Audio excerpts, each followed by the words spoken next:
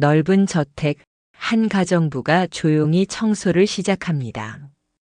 거실 중앙, 오랜 세월 묵묵히 자리한 그랜드 피아노. 평생 피아니스트의 꿈을 접어야 했던 그녀.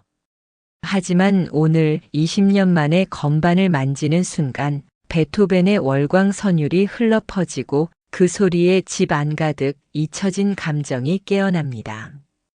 그녀의 손끝에서 시작된 음악. 그리고 모두의 마음속 깊은 곳까지 스며드는 감동. 이야기가 시작되기 전에 잠깐 영상이 마음에 드신다면 구독과 좋아요로 함께 해주세요. 그럼 이제 여러분을 놀라게 할 이야기가 곧 펼쳐집니다. 서울 강남 한복판에 자리 잡은 이 저택은 마치 시간이 멈춘 듯한 고요함 속에 잠겨 있었습니다. 3층짜리 서양식 건물은 담쟁이 덩굴이 벽면을 뒤덮고 있었고 넓은 정원에는 계절마다 다른 꽃들이 피고 졌어요. 하지만 그 아름다운 외관과 달리 이 집 안에는 묘한 정적이 흘렀습니다. 마치 웃음소리를 잊어버린 채로 말이에요. 일장 첫 만남. 수경이 처음 이 집에 온 것은 벌써 20년 전의 일이었습니다. 1995년 봄 벚꽃이 만개하던 그날이었어요. 서울역에서 지하철을 타고 강남까지 와서 다시 버스를 갈아탄 후 걸어서 도착한 이 웅장한 저택 앞에 서서 낡은 가방을 들고 있던 그때의 자신이 아직도 생생해요. 20살의 수경은 키가 작고 마른 편이었지만 또렷한 눈빛만큼은 누구보다 밝았습니다. 하지만 그 눈빛 깊숙한 곳에는 깊은 슬픔이 숨어 있었어요. 피아노를 향한 열망을 가슴 깊이 묻어둔 채 현실 앞에 굴복해야만 했던 20살의 수경이었죠. 집 앞에서 초인종을 누르며 수경은 가슴이 뛰었습니다. 이곳에서 새로운 삶이 시작될 것이라는 기대감과 동시에 과연 잘할 수 있을까 하는 걱정이 교차했어요. 들어오세요. 문을 열어준 것은 40대 중반의 단정한 여성이었습니다. 집주인의 아내였죠. 그녀는 수경을 위아래로 살펴본 후 만족스러운 표정을 지으며 말했어요. 김수경 씨죠? 소개받은 대로네요. 깔끔하고 성실해 보여서 좋습니다. 이 집에서 가정부로 일하게 될 거예요. 규칙만 잘 지켜주시면 됩니다. 2장 어린 시절의 꿈. 어린 시절 수경의 재능은 누구나 알아볼 정도였어요. 부산의 작은 동네에서 자란 수경은 5살 때부터 낡은 업라이트 피아노로 음악을 시작했습니다. 어머니가 젊은 시절 잠깐 배웠던 피아노를 물려받은 것이었죠. 수경의 작은 손가락들이 건반 위에서 춤추듯 움직일 때마다 사람들은 감탄을 금치 못했습니다. 동네 아줌마들은 저 아이 손이 정말 특별하다며 칭찬을 아끼지 않았어요. 초등학교 음악 선생님은 수경의 부모님을 따로 불러 이 아이는 반드시 전문적인 교육을 받아야 합니다라고 말할 정도였죠. 수경이 10살이 되던 해 부산시 학생 음악 경연대회에 나가게 되었습니다. 그때 연주한 곡이 바로 베토벤의 월광 소나타 1악장이었어요. 어린 나이에 그 깊이 있는 곡을 연주한다는 것은 쉬운 일이 아니었지만 수경에게는 자연스러운 일이었습니다. 무대에 올라선 수경은 떨리지 않았어요. 오히려 피아노와 하나가 되는 그 순간이 너무나 행복했습니다. 도샵 미솔샵 도샵 첫 음이 울려 퍼지는 순간 객석은 숨을 죽였어요. 10살 아이의 손에서 나오는 음악이라고 믿기 어려울 정도로 성숙하고 깊이 있는 연주였습니다. 그날 수경은 당당히 1등을 차지했습니다. 상장과 상금을 받으며 환하게 웃던 수경의 모습을 본 부모님은 눈물을 흘렸어요. 자랑스러움과 동시에 이 아이에게 더 좋은 교육을 해주지 못하는 안타까움 때문이었죠. 하지만 부모님의 사고와 어린 동생들의 생계 때문에 음악원이나 개인 레슨은 꿈도 꿀 수 없는 일이 되어버렸어요. 수경이 중학교 2학년이던 해 아버지가 공사장에서 떨어져 크게 다치는 사고가 일어났습니다. 어머니는 아버지 간병과 생계를 위해 새벽부터 밤늦게까지 일해야 했고 수경은 어린 동생 둘을 돌보며 집안일을 해야 했어요. 피아노 레슨은 물론이고 학교 음악 활동조차 포기해야 했습니다. 그렇게 수경의 꿈은 서서히 현실의 무게에 짓눌려 갔어요. 하지만 마음속 깊은 곳에서는 여전히 음악에 대한 열망이 꺼지지 않고 있었습니다. 고등학교를 졸업한 후 수경은 서울로 올라와 일자리를 구해야 했습니다. 어린 동생들의 학비와 생활비, 그리고 아직 완전히 회복되지 않은 아버지의 치료비까지 감당해야 했거든요. 그래서 수경은 꿈 대신 현실을 택할 수밖에 없었습니다. 3장 금지된 악기. 이 집 거실 중앙에 자리한 그랜드 피아노를 처음 본 순간 수경의 가슴은 격렬하게 뛰기 시작했습니다. 검은 칠이 거울처럼 반짝이는 스타인웨이 그랜드 피아노였어요. 수경이 지금까지 본 피아노 중에서 가장 아름답고 위험 있는 악기였습니다. 이 피아노만큼은 절대로 건드리지 마세요. 첫날 집주인 부인이 신신당부한 말이었습니다. 청소할 때도 겉만 가볍게 먼지를 털고 건반에는 손도 대지 말라는 엄명이었어요. 이 피아노는 집주인 태성의 소중한 물건이라고 했습니다. 하지만 매일 아침 그 피아노를 정성스럽게 닦으면서도 수경은 단 한 번도 소리를 내볼 수는 없었습니다. 그저 바라보기만 할 뿐이었죠. 피아노의 곡선을 따라 먼지를 닦으며 건반 위를 지날 때마다 수경의 손가락은 미세하게 떨렸어요. 때로는 청소를 하다가 무의식적으로 손이 건반 위로 향할 때도 있었습니다. 하지만 그때마다 집주인 부인의 차가운 목소리가 귓가에 맴돌며 손을 거두곤 했어요. 수경 씨, 피아노 청소 잘하고 있죠? 그런데 혹시 소리 내본 적은 없죠? 가끔 집주인 부인이 이렇게 확인할 때마다 수경의 마음은 찔렸습니다. 아니, 정확히는 그럴 생각조차 해서는 안 된다는 죄책감이었어요. 4장 20년의 세월. 그렇게 20년이 흘렀습니다. 20살 앳된 얼굴의 수경은 어느새 40이 된 여성이 되어 있었어요. 세월의 흔적이 얼굴에 새겨졌지만 여전히 또렷한 눈빛만큼은 변하지 않았습니다. 이 20년 동안 수경은 성실하게 일했습니다. 새벽 5시에 일어나 집안 구석구석을 청소하고 식사 준비를 하고 빨래를 하고 정원을 가꾸었어요. 주인 부부에게는 모범적인 가정부였습니다. 한 번도 늦거나 실수한 적이 없었고 항상 묵묵히 자신의 일에 충실했어요. 하지만 그 20년 동안 수경의 마음속에는 늘 그 피아노가 자리하고 있었습니다. 매일 아침 청소할 때마다 바라보는 그 검은 건반들, 햇살이 비칠 때 반짝이는 그 아름다운 곡선. 수경에게는 그리움의 대상이자 동시에 고통의 근원이기도 했어요. 세월이 흐르면서 집안 분위기도 많이 변했습니다. 처음 이 집에 왔을 때는 활기가 있었던 것 같은데 점점 조용해져 갔어요. 주인 태성은 사업이 잘 되면서 더욱 바빠졌고 부인도 각종 모임과 활동으로 집에 없는 시간이 많아졌습니다.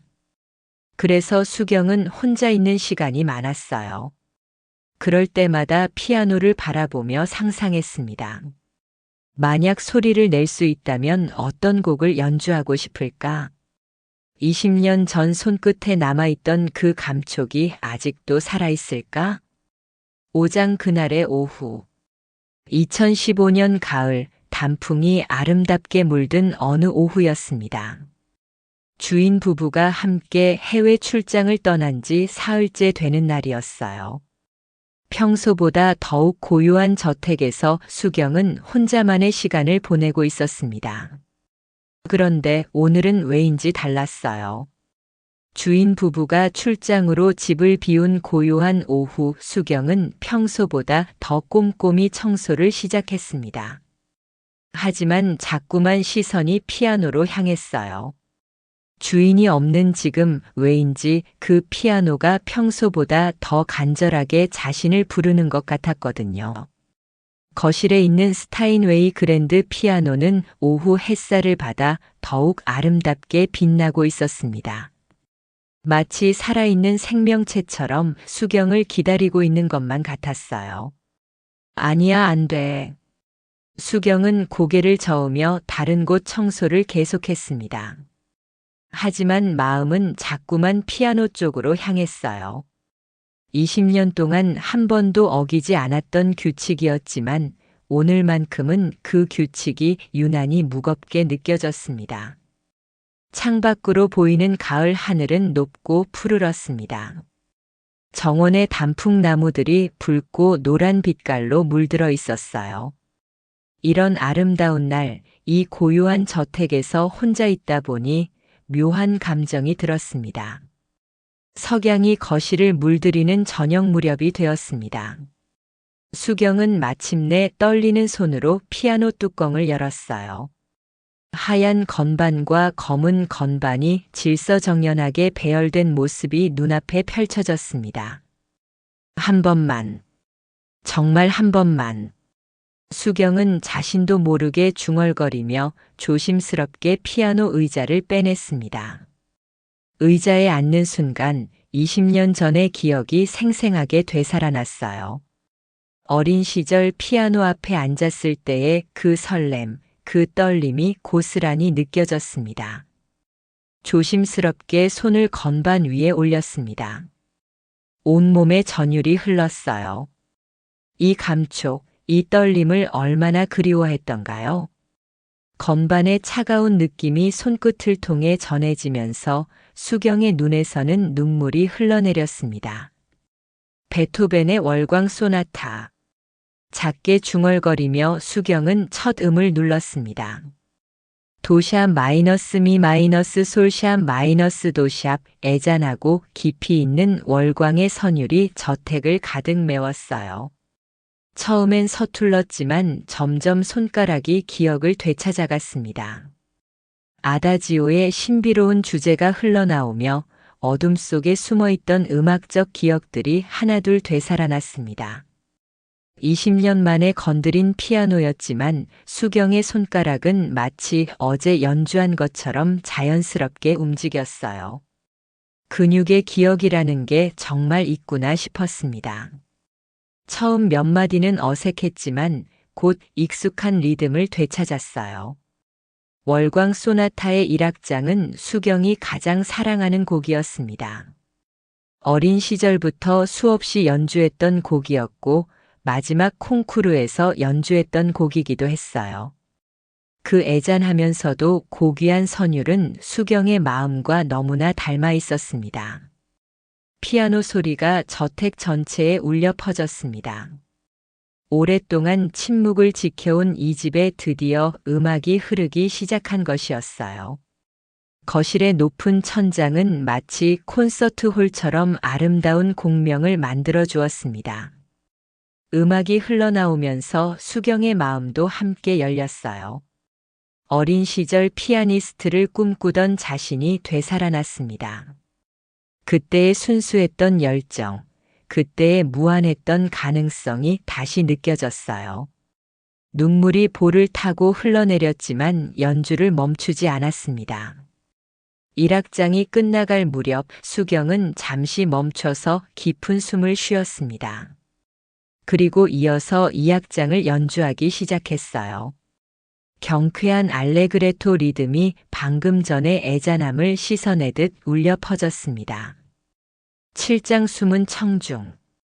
그런데 바로 그때였습니다. 집 어딘가에서 희미한 인기척이 들려왔어요. 수경은 깜짝 놀라 연주를 멈췄습니다. 하지만 다시 귀를 기울여도 아무 소리가 들리지 않았어요. 혹시 자신의 착각일까 싶어 다시 연주를 계속했습니다. 하지만 수경이 모르는 사이 저택 2층 서재에서는 누군가가 그 연주를 듣고 있었습니다. 기상 악화로 급하게 돌아온 주인 태성이었어요. 원래 아내와 함께 3박 4일 일정으로 상하이 출장을 떠났지만 태풍 때문에 항공편이 취소되어 아내만 먼저 보내고 혼자 조용히 집으로 돌아와 밀린 업무를 보던 중이었죠. 집에 들어올 때부터 뭔가 다른 기운을 느꼈던 태성은 서재에서 일하다가 아래층에서 들려오는 피아노 소리에 깜짝 놀랐습니다. 처음에는 라디오나 TV 소리인 줄 알았어요.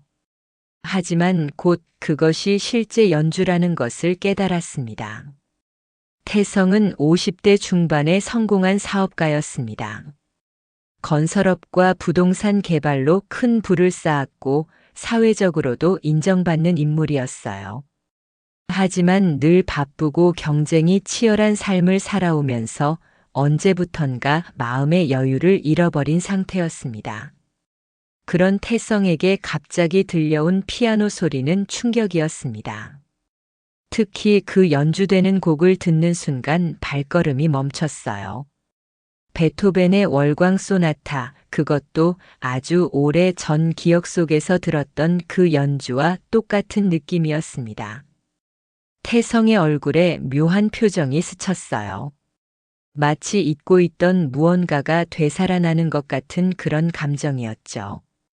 그는 서재 문을 살짝 열고 계단 쪽으로 나와서 아래층에서 들려오는 연주를 더 자세히 들어보았습니다. 연주자는 분명히 아마추어였지만 그 감정 표현은 놀라울 정도로 깊이 있었습니다. 기교적으로는 완벽하지 않았지만 음악에 대한 진정성과 열정이 고스란히 느껴졌어요. 마치 오랫동안 억누르고 있던 감정이 음악을 통해 분출되는 것 같았습니다. 태성은 점점 더 연주에 집중하게 되었습니다. 그 연주를 들으면서 머릿속에 떠오르는 것은 20년 전의 어떤 기억이었어요. 1995년 태성이 아직 젊은 사업가였던 시절의 일이었습니다. 그때 그는 문화예술 후원에 관심이 많았어요. 특히 클래식 음악에 대한 애정이 깊어서 여러 콩쿠르와 음악회의 후원자로 활동하고 있었습니다. 그해 가을 서울에서 열린 작은 피아노 콩쿠르의 심사위원으로 참여했던 태성은 한 어린 소녀의 연주를 듣고 깊은 감동을 받았습니다. 20살의 어린 나이였지만 그 소녀가 연주하는 월광 소나타는 정말 특별했어요. 기교적으로는 다른 참가자들에 비해 부족한 면이 있었지만 음악에 대한 순수한 열정과 깊이 있는 해석이 돋보였습니다. 태성은 그 연주를 들으며 이 아이가 계속 음악을 한다면 정말 훌륭한 피아니스트가 될 텐데라고 생각했어요. 하지만 그 소녀는 콩쿠르를 끝까지 마치지 못했습니다. 가정 형편상 더 이상 참가할 수 없다며 중도 포기했던 것이죠. 태성은 그때 안타까운 마음에 개인적으로 그 소녀를 후원해주고 싶다고 생각했지만 이미 행방을 알 수 없게 되어버렸습니다. 그 후 태성은 종종 그 소녀를 생각했어요. 경제적 여건 때문에 꿈을 포기해야 했던 그 재능 있는 아이가 지금은 어디서 무엇을 하고 있을까 하고 말이죠. 9장 운명적 재회. 아래층에서 들려오는 연주를 듣는 순간 태성은 직감했습니다. 이 월광 소나타는 바로 20년 전 그 소녀의 것이란 걸요. 그는 조심스럽게 계단을 내려갔습니다. 가까워질수록 피아노 소리는 더욱 선명해졌고 거실에 다다르자 연주자의 모습이 보였습니다. 20년간 이 집을 지켜온 가정부 수경이었습니다. 수경은 눈을 감고 온전히 음악에 몰입해 있었습니다. 그 얼굴엔 평온과 행복이 묻어나 있었고 태성은 숨을 죽인 채 그 광경을 바라봤습니다. 매일 보던 수경이었지만 그 순간만큼은 전혀 다른 사람 같았습니다. 연주가 끝나갈 무렵 태성은 마침내 발걸음을 드러냈습니다. 수경은 놀라 피아노 뚜껑을 닫으려 했지만 이미 늦었습니다. 얼굴은 창백했고 몸은 떨리고 있었습니다. 죄송합니다, 회장님. 다시는 이런 일 없을 거예요.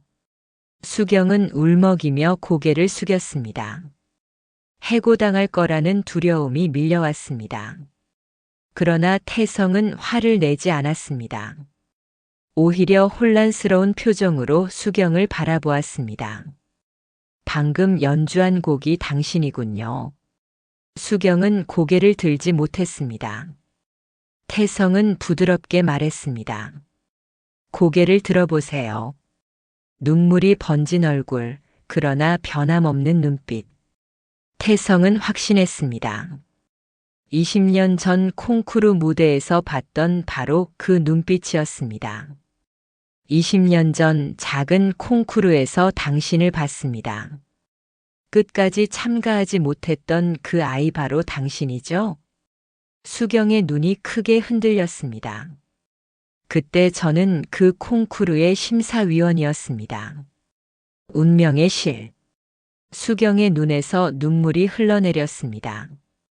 평생 숨겨온 과거를 잊혀진 줄만 알았던 시절을 누군가 기억하고 있다니요. 기억하고 계셨나요? 그 목소리는 떨렸습니다. 20년 전 콩쿠르 마지막 무대이자 꿈을 포기해야 했던 순간이 떠올랐습니다. 태성은 고개를 끄덕였습니다. 그날 당신의 연주를 들으며 생각했어요. 이 아이가 계속 음악을 할 수 있다면 얼마나 좋을까 하고요. 그런데 예선 후 본선에 나오지 않더군요. 수경의 가슴에 그날의 기억이 되살아났습니다. 본선 참가비와 드레스 비용, 그리고 아버지의 수술비. 결국 무대를 포기하고 공장에 들어갔던 날이었죠. 제가 그때 포기한 이유는 말하지 않아도 압니다. 태성의 목소리엔 깊은 이해가 묻어났습니다. 사실 그 후로도 당신을 찾으려 했습니다. 개인적으로 후원하고 싶었으니까요. 하지만 이름만으로는 끝내 찾을 수 없었죠. 수경은 놀란 표정이었습니다. 그때 연락이 닿았다면 인생이 달라졌을지도 몰랐으니까요. 운명이란 게 참 묘합니다. 태성은 피아노를 바라보며 말했습니다.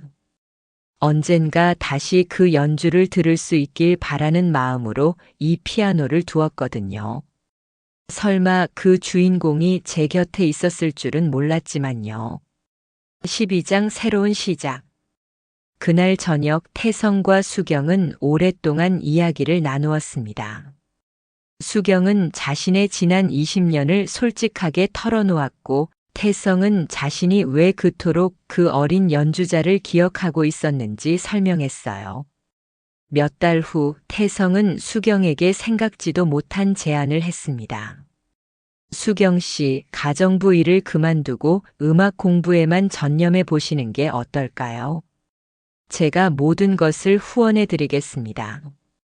수경은 가정부 일을 그만두고 태성의 후원으로 다시 음악을 공부할 수 있게 되었습니다. 40살의 나이에 다시 찾은 꿈이었어요. 꿈이란 나이를 묻지 않습니다.